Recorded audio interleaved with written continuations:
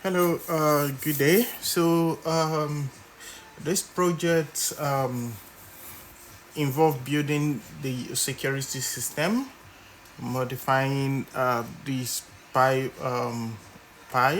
and the Pi OS, and integrating the security system hardware into the operating system.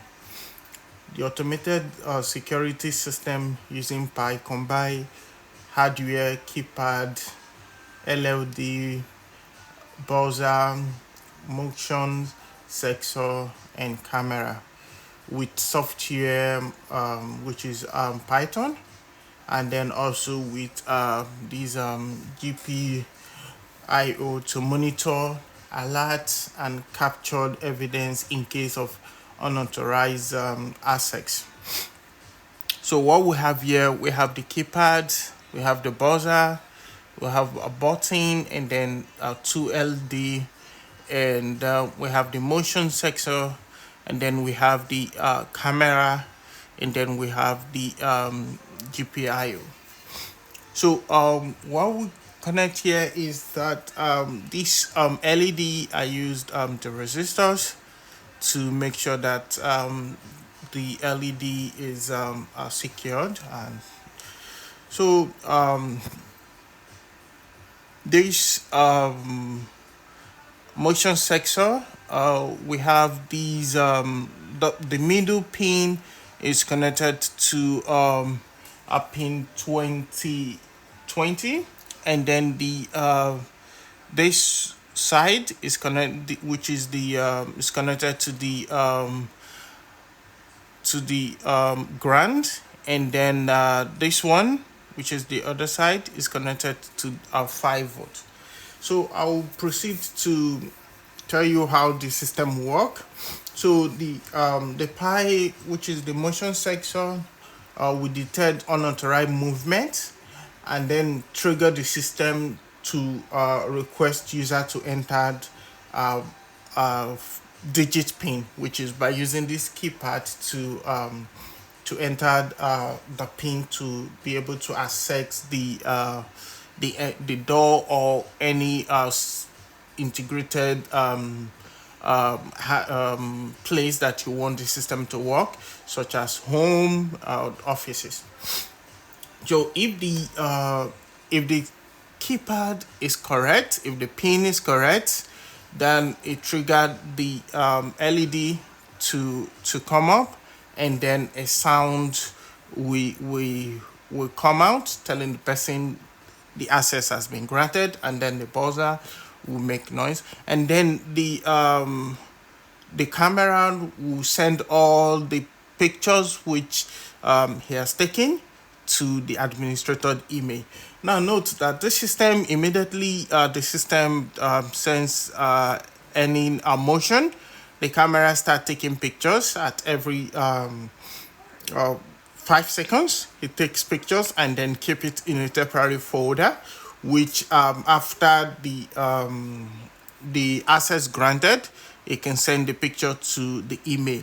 And then if the access is denied, it will also send the images to the administrator email in order to notify the administrator that there was someone who was not authorized that tried to break into the house or tried to have access to the environment, which was not access was not given to the person, because person don't have the right access to be able to access the the the environment. So I'm going to demonstrate on how the system works.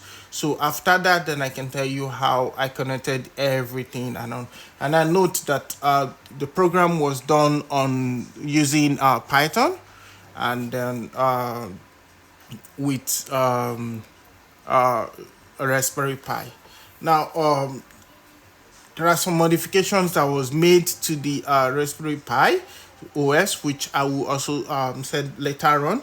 And then what I did in the system after the modification, when you plug the system directly to power, when you plug the Pi to power, the system just comes up and begins. So you don't need to run the Python or do anything. You just need to power the Pi, and then the system pick up. So now I'm going to, first of all, I'm going to put in a wrong password, which is wrong pin, in order to trigger the alarm to see what we got. So I'll enter 1 2 5 4. Now the alarm is blowing, and the LED is blinking, which is a red light was blinking, and then the alarm was blowing, and then the pictures has been taken, and then will be sent to an email with the administrators and email. So I'll need to wait a little bit, maybe like 5 to 7 seconds, in order for the system to send the email with the pictures, because pictures that it has taken a little bit more, because take pictures every 5 seconds. So the pictures are pretty much, so it takes like about 10 seconds or something, or more, like 15 seconds, 10 to 15 seconds, in order to send all the email, all the pictures to the email. So now I'm going to put in the correct pin, so that we can see the green LED will comes up, and then also trigger the system to say something else. So I'll start, which is 1 2 3 4. Welcome. The door is open. Come on in.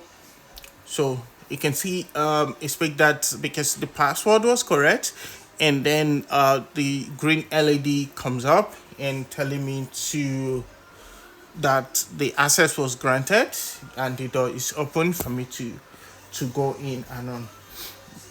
So what I'm going to do, I'm going to show you how the connection was made here. So on the physical integration, which is like I said before, the hardware I use is number one, we have the GPIO, then we have the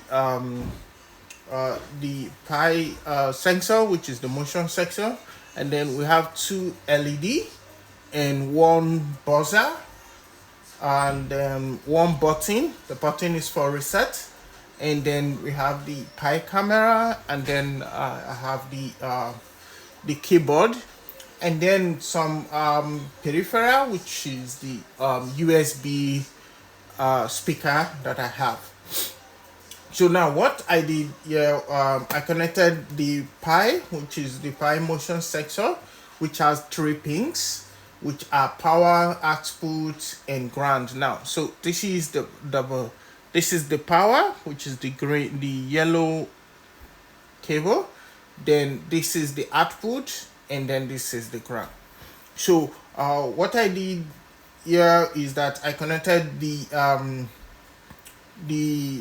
power to 5 volts, and then the output, which is this one, the output to pin 17 on the GPIO, and then I connected the this one to ground.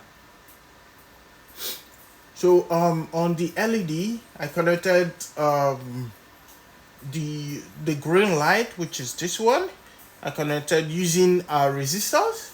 I connected the to, which is the anode side. I connected it to GPIO pin 18, and these to ground, which is the cathode to ground. Then also the same with the red light. I connected the red LED. I connected the anode to pin 23, and then connected this one to ground. Then on the button, I connected one of the pin to pin 27 on the GPIO, and then the other pin to ground. Then the camera, which is this one, I connected it directly, which is the provision for the Pi, which is have cameras position. Then the keypad. So on the keypad, if you can see, the keypad has about 8 pin, which is 1, 2, 3, 4, 5, 6, 7, 8. So and these 8 pin are divided into two, which is we have the 4 key, which is the arrow, from arrow 1 to arrow 4, and then we have the column, which is the column is from 1 to 4. So on the arrow, which is this side, I connected the arrow 1 to GPIO 5, arrow 2 to GPIO 6, arrow 3 to GPIO 13, and arrow 4 to GPIO 19. Then on the column side, which is the C, so I connected the C1 to GPIO 12, C2 to GPIO 16, C3 to GPIO 20, and C4 to GPIO 21. And then the buzzer, I connected one of the pin to ground, and then the other pin of the buzzer, which is this one, the other pin to pin 22 of the GPIO. Then now, so in other words, I also modified the PIR OS using the system CTL, which what I did there was, first of all, I automated the system in order to ensure that the system is always running, and even after the PIR has been rebooted, or power failure of the PIR or something, the systems will still come up and the script will run, and every devices will also run and continue. Then I disabled the PIR GUI because I don't need that for anything. So I disabled the PIR GUI, which is graphical user interface. Then also I also disabled the light DM, which is in order to prevent the GUI from booting up. Then also I disabled the PIR Bluetooth, and then I also disable printing of the PIR. I disabled the printing, which is the cups. Then also I remove the PIR GUI package, which is purge times S11. Then also I modified the UART for serial device and GPIO. Then in order to always recognize it on boots when it booked automatically. So I also customized the boot process, which is the config.txt of the Raspberry Pi, in order to enable the configuration hardware features for the camera to work. Then also I modified the CMD line.txt in order to disable the flash screen. Then also I created a custom service to keep my application running at a boot running on boot startup, which there I use the system D service in order to keep the application running at during boot time. Then also I am modify the LS section in order to auto start my application on a boot up side. So I have the code, which I also want to post on the source code of the whole system, just as I describe how it works. So I'm going to put all the source codes and everyone can have access to it and all. So if there's any questions, I'll gladly be waiting to respond to any questions that can come in and all. So thank you and have a good one.